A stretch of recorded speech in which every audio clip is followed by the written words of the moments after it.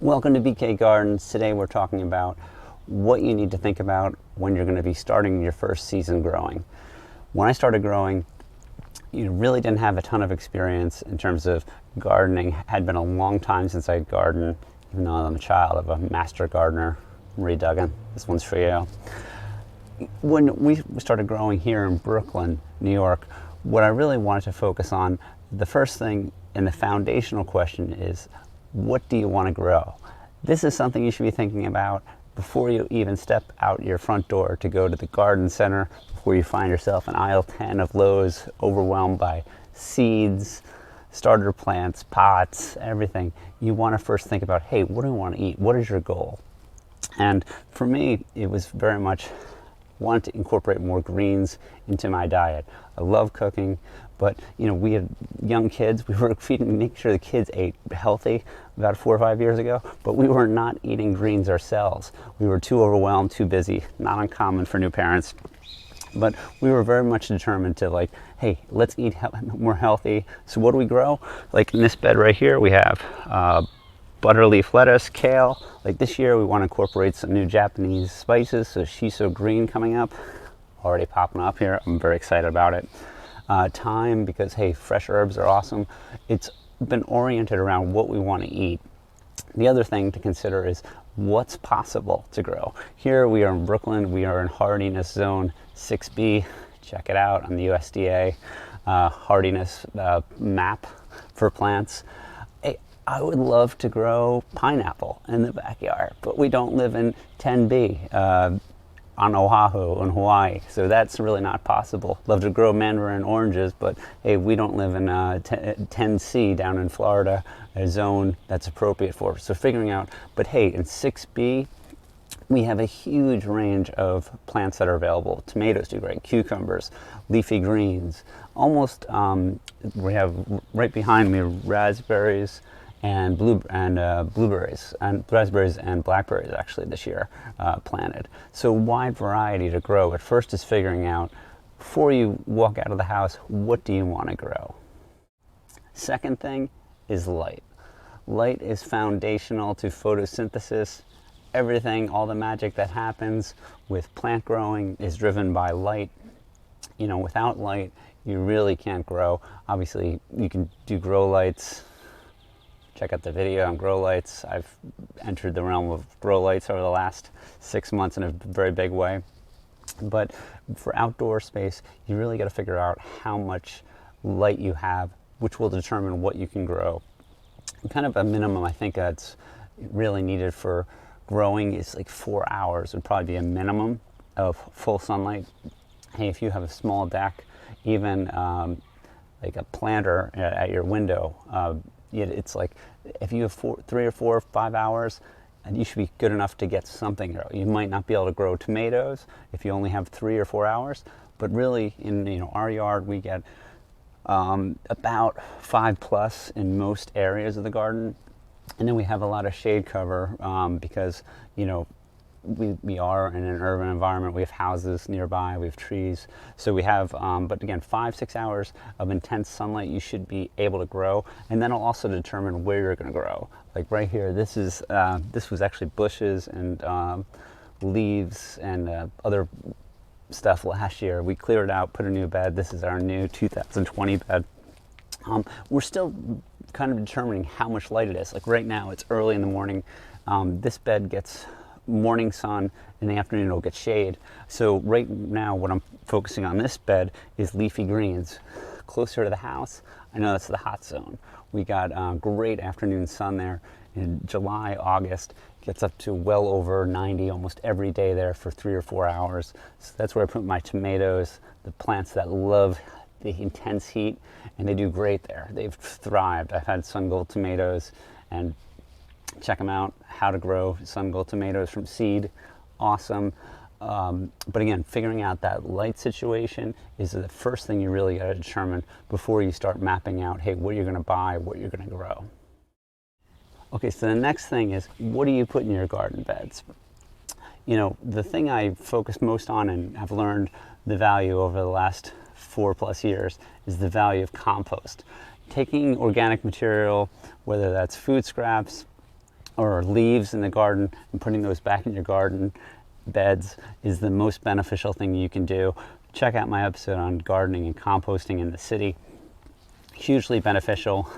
You know, the first year you're getting started though, you're going to probably need, you might not have compost readily available, but definitely I recommend checking out local community-based compost services. Like for example, here in Brooklyn, we have the Red Hook compost facility, which is part of the Brooklyn Botanical Garden. We also have BK Rot, love those guys, check them out.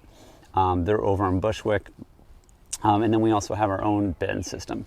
But when you're getting started, big mistake a lot of gardeners make is they just throw, and I made this mistake the first year, is just getting some potting soil and throwing it in the bed or your pot and thinking you're off to the races. What you really need is organic material and organic nutrients. You know, potting soil by itself is kind of dead. What you really need are nutrients. So I'll walk you through some of the options that I've used over the years. So first off, you know, right now it's May 2020. With COVID-19, we're not having a lot of our composting facilities that we normally use accessible and open right now. So I went down to Lowe's and I went down to see what they have down there for compost. And I got this thing called Performance Organics. And, you know, I checked this out and I was like, let me just give it a try. I open it up, this thing, and I read about it again. Organic is all over it. You know, the Miracle Grow is a little bit of a red flag. I try to avoid at all costs, but hey, you know, you may not have access to fresh organic compost. So I open it up, and sure enough, open it, and it just smelled different. It smelled like chemicals from the very moment I opened it. You look into the back of it, you start reading about the materials that went to it. A lot of organic material, which is organic, but then amended with chemical fertilizer. So what I really recommend and have used over the last few years is a lot of stuff from Fox Farm.